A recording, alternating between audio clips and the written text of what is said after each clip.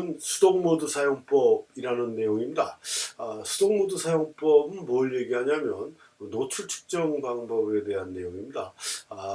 제가 뭐 다른 강의에서도 계속 말씀드렸던 그런 내용이지만요. 기본적으로 자동보다는 수동이 훨씬 더 완벽하다라고 이렇게 말씀드릴 수가 있습니다. 그게 무슨 얘기냐면 우리가 지금 사용하는 모든 카메라에는 자동 기능과 수동 기능이 겸비되어 있어요. 근데 이 자동 기능은요, 뭐 노출이든 초점이든 카메라의 모든 자동 기능은 100% 완벽한 게 없습니다. 부족합니다. 그래서 좀 그것도 여유 있게 말씀드리면 한 2% 정도가 부족하다. 그래서 전체 기능의 한 98% 정도만 소화시킬 수 있는 게 자동 기능이다. 그럼 나머지 부족한 2%는 어떻게 해결을 해야 되느냐? 그게 수동 모드에서 해결을 해줘야 된다라고 이렇게 보시면 정답이다라는 얘기예요. 노출이든 초점이든 모든 기능에 있어서 이 부족한 게 이 자동이기 때문에 그렇다는 얘기죠. 이 자동이 완벽하다라고 그러면 그 카메라에 수동 기능을 집어넣을 필요가 없겠죠. 물론 카메라 메이커에서 옵션으로 수동이 들어갔다라는 미명하에 가격을 높게 올려받기 위해서 넣을 수는 있겠지만 그렇지 않다라고 했을 때는 굳이 자동이 완벽한데 수동을 넣을 이유는 전혀 없다라고 이렇게 볼 수가 있습니다. 그래서 자동이 부족하기 때문에 수동을 넣는 것이다 라는 점을 다시 한번 말씀드리고요. 그 다음에 또 많은 분들이 이 자동과 수동을 봤을 때 자동을 많이 선호하죠. 저 같은 경우도 좀 편리한 게 좋죠. 굳이 몸을 여러 번 움직여야 되는 수동보다는 그 한두 번의 클릭으로 만들어지는 자동 기능이 훨씬 더 좋지만 분명히 말씀드릴 수 있는 건 자동은 영원하지가 못한다라는 얘기입니다.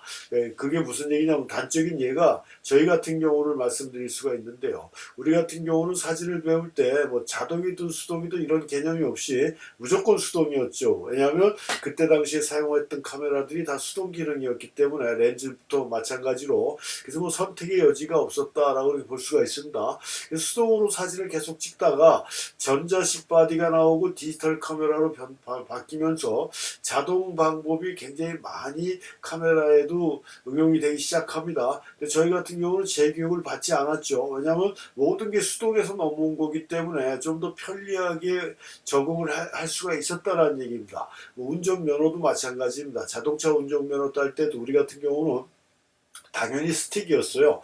옵션으로 그때 당시에도 제 기억으로는 오토매틱이 있었던 걸로 알고 있는데 그건 거의 드물었던 얘기고 그냥 선택의 여지 없이 스틱으로 다 운전 시험을 봤습니다. 근데 오토매틱이 일반화되면서 자동차 운전할 때 훨씬 더 편리하게 사용은 됐지만 다시 운전교육을 다시 받지는 않았다는 얘기입니다. 근데 요즘 운전면허를 따신 분들이 만약에 스틱 운전을 해야 되겠다 할 때는 운전을 다시 면허를 따야 된다는 상황이 생긴다는 얘기죠.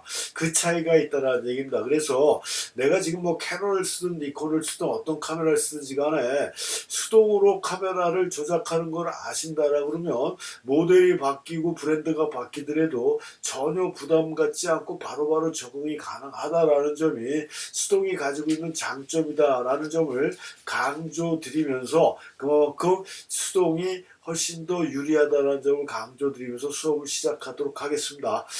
그래서 어떤 SNS에 보면은 몰지각한 놈들이 자동 카메라가 이렇게 완벽한데 뭐하러 수동으로 놓고 찍느냐, 노출도 자동, 모두 자동으로 놓고 찍으면 되지 수동으로 조작하는 게 말이 안 된다는 식으로 떠들어대는 골빈 놈들이 종종 나타납니다. 물론 자동이 겉으로 보기에는 훨씬 더 좋아 보이죠. 잘 만든 것 같습니다. 그렇지만 사진은 어쨌든지 간에 우리가 찍는 거예요. 사진가인 내가 찍는 거죠. 조금 부족하더라도 내 생각을 온전히 옮길 수 있는 수동적인 방법으로 작업을 해줘야 되는 거지. 카메라가 노출이고 초점이고 지가 알아서 다 맞춰주는 걸 그건 내가 찍었다라고 볼 수 없는 거죠.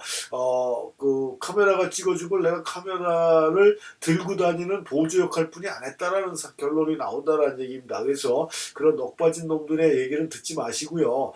수동으로 좀 더 좀 더 깊이 있는 사진, 제대로 된 사진, 오랜 오랜 시간을 사진에 투자하고 싶으신 분들은 시간 날 때 수동으로 작업하는 연습을 해주시는 게 훨씬 더 자신의 작업이 롱런할 수 있는 방법이다라는 점을 또 한 번 강조하면서 이제 정말 본섭에 들어가겠습니다. 그래서 수동은 많은 분들이 어렵다라고 생각합니다. 굉장히 어렵고 복잡하다라고 생각하는데요. 분명히 말씀드릴 수 있는 건 복잡하고 어렵지가 않고 귀찮은 겁니다. 귀찮은 거. 그러니까 자동은 한 번 클릭하고 뭐 두 번 클릭하고 뭐 한두 번만 클릭해서 끝내주는 거지만 수동은 여러 단계를 거쳐야 되는 거고 또 손에 익숙해질 때까지 어느 정도 익숙해질 만한 시간적인 여유가 그러니까 시간이 좀 더 필요하다라는 이런 특징을 갖고 있는 거죠. 절대 어렵고 복잡하지는 않다라는 점을 아셔야 돼요. 그러니까 우리가 알고 있었던 얘기는 잘못됐다라는 얘기입니다. 어렵고 복잡하지가 않습니다. 단지 귀찮을 뿐이다. 근데 귀찮다라고 해서 모든 걸 카메라나 그 기계에 다 맡길 수는 없지 않습니까? 우리가 바보가 되는 느낌들을 많이 봤죠. 내비게이션 없으면 어디에도 움직이지 못하는 바보가 됐죠. 그다음에 번호도 못 외우는 이런 엄청난 바보가 됐습니다. 그런 바보가 계속 되겠느냐는 얘기예요.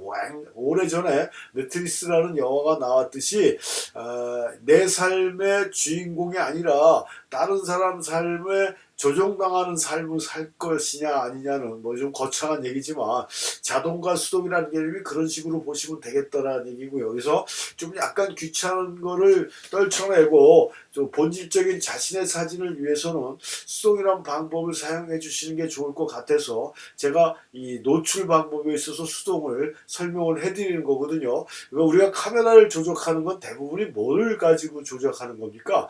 노출을 조절하기 위해서 조작하는 거예요. 우리가 카메라에 보면은 여러 가지 모드들이 있지 않습니까? 지금 여기서 보더라도 AV, TV, P 이런 식으로 여러 가지 종류가 있는데 이런 기능들이 다 뭡니까? 다 노출을 여러 단계, 그러니까 빛을 측정하는 방법을 여러 단계로 구분해 놓은 거예요. 그만큼 조절하는 방법이라든가 이런 게 좀 많다라는 얘기죠. 그러니까 좀 더 사진가의 주관적인 이미지를 극대화시킬 수 있는 방법에 따라서 자기가 선호하는 모드로 선택을 해서 촬영할 수 있게 그 노출 측정하는 방법을 여러 단계로 나눠놓은 것이다. 근데 결과적으로 우리가 알고 있는 M이라는 거, 이 수동 모드만 알고 있으면 나머지 전혀 몰라도 내가 카메라를 조작해서 노출을 맞추는 거에 있어서 전혀 문제가 되지 않는다라는 점이고요. 다른 브랜드의 카메라를 쓰시는 분들 위해서 참고로 말씀드리면 AV는 조리개 우선식인데 다른 데는 A라고 되어 있고요. TV는 뭐예요? 셔터 우선식인데 다른 브랜드에서는 다 S로 되어 있습니다. 근데 캐논 애들만 AV, TV 이런 식으로 아파처 밸류, 타임 밸류로 구분을 해서 만들어 놓는다라는 걸 그냥 참고적으로 알고 계시면 되고 그래서 우리가 지금 이 시간에 강의를 해드릴 내용은 이런 수동 모드로 카메라의 빛을 조절하는 방법을 우리가 알아보는 겁니다. 그래서 아까도 말씀드렸듯이 절대 복잡하고 어렵지가 않다, 귀찮다고 귀차니즘만 극복하면은 여러분들도 수동으로 자유자재로 자동 모드보다도 훨씬 더 편리하게 여러분들이 찍고자 하는 그 이미지에 맞는 빛을 조절할 수 있는 방법을 터득할 수 있다라는 점을 말씀드리고요. 그래서 카메라에는 빛을 조절해주는 기계 장치가 뭐가 있습니까? 딱 두 개가 있죠.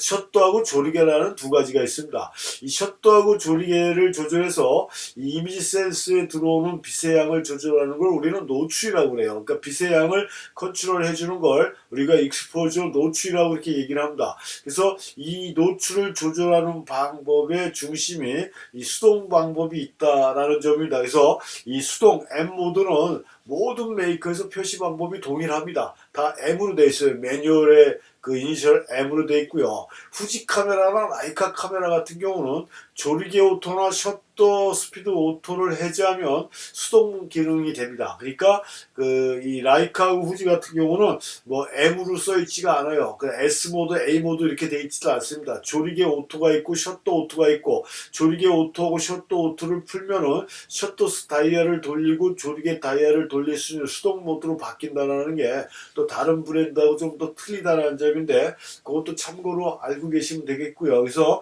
이 수동 모드라는 건 아까 우리가 잠깐 알아봤지만 카메라 브랜드마다 조금씩 틀리다라고 그랬어요. 이 표시 방법이. 그래서 뭐 소니 같은 경우는 M은 똑같다라고 했죠. 만국 공통어라고 볼 수는 없지만 모든 브랜드가 수동은 M으로 이렇게 표시를 합니다. 근데 그 SA는 아까도 얘기했지만 TV, AV처럼 셔터 우선식, 조리개 우선식 해갖고 소니나 니콘 같은 경우는 AS로 표시를 하는데 캐논 애들만 AV, TV로 표시한다라는 걸 또 참고적으로 알고 계시면 되고 오토는 이런 식으로 표시하는 경우라든가 또 카메라마다 브랜드마다 조금씩 표시하는 방법이 틀립니다. 이렇게 브랜드마다 표시하는 방법이 틀리다라는 점을 말씀드리고요. 아까도 말씀드렸지만 카메라에서 빛을 조절해주는 기계장치는 딱 두 가지뿐이 없다. 그 다음에 빛을 조절해주는 기계장치의 그 기준점은 우리가 감도 다이알이라는 게 있다라고 했어요. 그래서 감도를 내가 원하는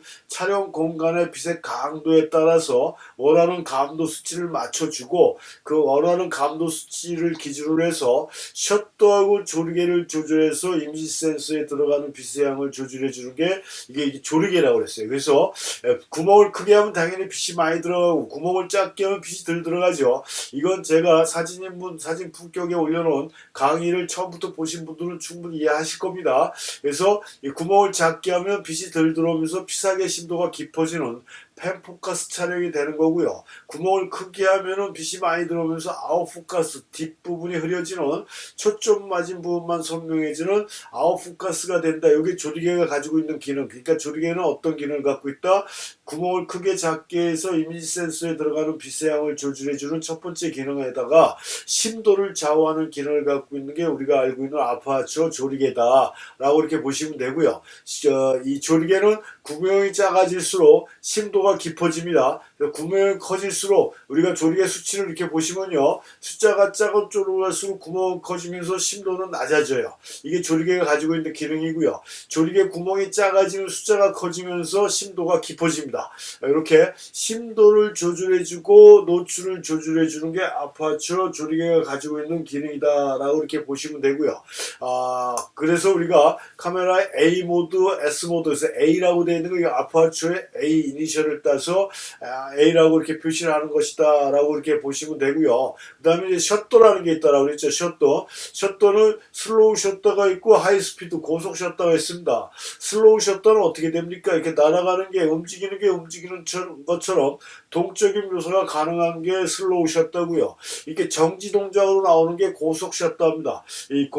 그래서 이 셔터 스피드에 따라서 셔터 스피드는 열리고 닫히는 시간을 길게 또는 짧게 해서 이미지 센서에 들어가는 빛의 양을 조절하면서 또 이미지 표현을 동적인 표현이나 정지 동작으로 표현하는 기능을 갖고 있는 게 셔터 스피드가 가지고 있는 기능이다 라고 얘기를 했습니다. 이거 여러분들이 충분히 알고 있는 그런 내용일 수가 있고요. 그래서 이 셔터 스피드 보면은 숫자가 높아질수록 이게 분의 1초입니다. 그러니까 1분을 1초로 500으로 나눈 거니까 500분의 1초 엄청나게 빠른 속도죠. 숫자가 작아질수록 슬로우 셔터예요. 그래서 이렇게 동적인 묘사가 강조가 되는 게 슬로우 셔터에서 나오는 기준이고요. 하이 스피드로 갈수록 정지 동작으로 묘사가 된다라는 점이고 우리가 일반적으로 슬로우 셔터 하면은 60분의 1초 이하를 슬로우 셔터라고 얘기를 합니다. 그러니까 기본적으로 떨림 보정 기능, 떨림 방지 기능이 있다는 걸 배제한 상태에서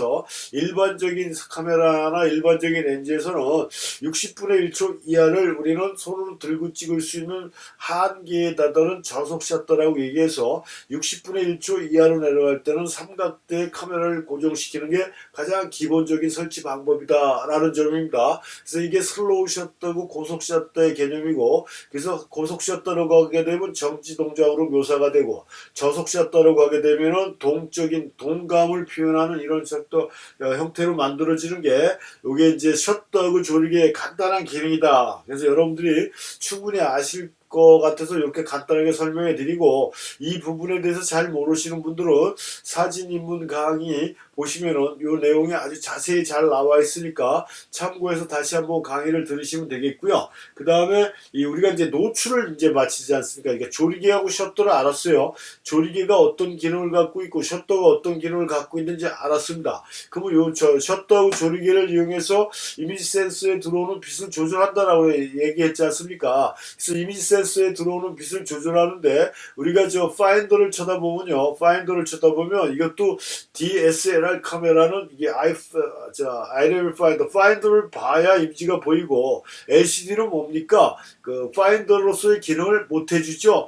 그 비디오 촬영을 하기 위해서 돌리면은 파인더의 기능을 해주지만, 일단 스틸 사진 찍을 때는 뷰파인더를 봐야 창이 보이지 않습니까? 근데 미러리스 카메라는 LCD 자체가 파인더로서의 기능을 같이 해줍니다. 그래서 이 미러리스 카메라를 쓰시는 분들이 이 DSLR 카메라를 쓸 때 약간 불편함을 느껴요. 왜냐하면 요 뷰파인더로 보는 거하고 LCD로 보는 거하고 뷰파인더로 보는 거하고 느낌 차이도 있고, 굉장히 뷰파인더로 볼 때 좀 답답함이 느껴질 때도 있거든요. 근데 하여튼 뷰파인더로 보나 LCD로 보나 우리 화면에는 지금 여기 빨간 원에 들어있는 것처럼 플러스 3부터 마이너스 3까지, 그 다음에 가운데 제로로 되어 있는 이런 표시들이 되어 있습니다. 이런 표시들. 그래서 우리가 제가 임의적으로 요걸 커서라고 얘기를 하면은, 이 커서를 지금 여기 플러스 쪽으로 가 있는 거는 지금 빛이 오버됐다는 소리고요. 마이너스 쪽으로 가 있는 건 빛이 지금 부족하다는 소리거든요. 그래서 우리 지금 미러리스 카메라 같은 경우는 이 LCD가 뷰파인더로 보이기 때문에 노출을 막 돌리다 보면은 파인더가 밝아졌다 어두워졌다 해서 육안으로도 적정한 빛이 어느 정도 됐는지 요 눈곱을 보지 않더라도 대충 느낄 수가 있습니다. 그럼 또 편의성이 있는 게 미러리스 카메라인데, 아무튼 요걸 돌려서 요게 제로 포인트에 오게끔 해주면은 그게 이미지 센서에 들어가는 적정한 빛의 양이다라는 얘기입니다. 그래서 우리가 일반적으로 이걸 적정 노출이다라고 얘기를 하는 거예요. 기계식의 적정 노출, 기계에서 지시해주는 빛의 값을 맞춰줬다라는 얘기죠. 그래서 간단하게 수동 노출이라는 건 조리개하고 셔터 다이얼을 돌려서 이 커서가 제로 포인트에 오게끔 맞춰주면 이게 수동 노출로서의 모든 기능이 다 된 것이다 라고 이렇게 보시면 돼요.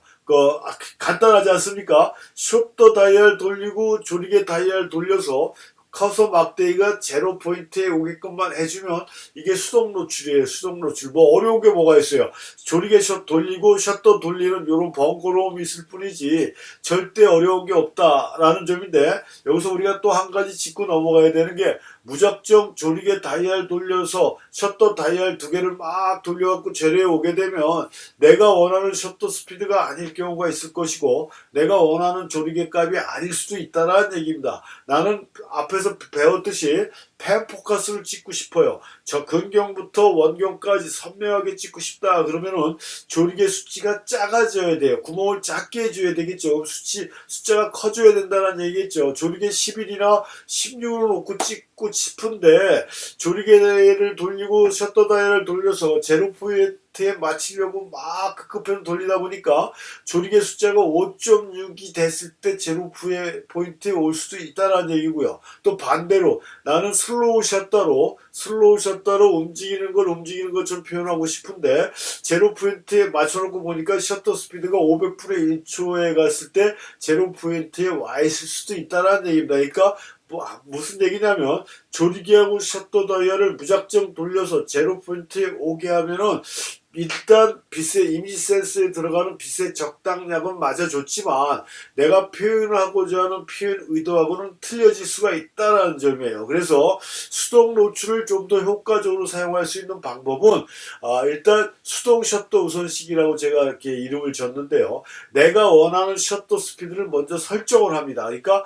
아까 얘기한 대로 슬로우 셔터로 이렇게 파도불이 들어왔다 나가는 것처럼 이런 블러 촬영을 해주고 싶다라고 했을 때는 저속 셔터를 놓으면 되는 거죠. 아까도 얘기했지만 60분의 1초 이하가 저속 셔터라고 했는데 시키는 피사체의 운동감에 따라 저속 샷대의 개념은 바뀐다라고 그랬습니다. 근데 보통 이런 파도나 물결의 흐름을 표현하는 데는 한 15분의 1초, 30분의 1초 이하에서 웬만한 표현이 가능하거든요. 그러니까 15분의 1초든 30분의 1초든 아니면 뭐 8분의 1초든 자기가 놓고자 하는 저속 샷대의 셔터 스피드를 맞춰요. 뭐 15분의 1초에 맞추고 그 다음에 조리개를 돌려서 제로 포인트에 와주게 하면 된다는 얘기입니다. 그러면 아주 간단하게 내가 표현하고자 하는 이미지도 얻고 적정 노출도 찾을 수 있다는 얘기입니다. 다시 설명해 드리면 나는 이렇게 서핑하고 있는 이 사람을 찍고 싶어요. 근데 그 순간적인 정지 동작으로 찍어서 파도의 물결 하나까지 선명하게 만들고 싶다.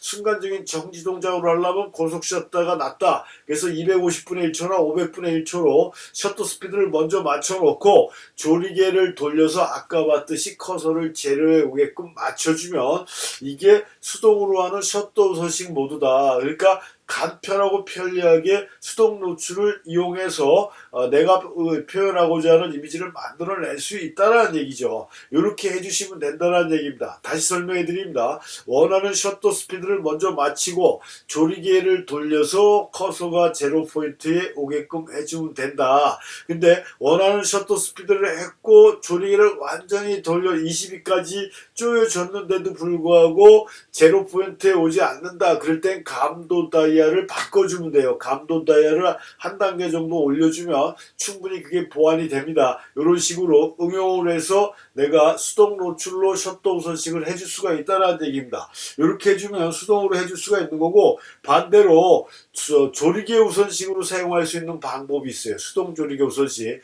나는 심도를 얕게 해서 앞에만 초점을 맞추고 뒷부분을 흐리게 하는 아웃포커스를 하고 싶어. 그럼 뭐 아까는 셔터부터 맞췄지 않습니까? 지금은 조리개를 원하는 조리개값 구멍을 크게 해줘야 아웃포커스가 된다라고 그랬잖아요.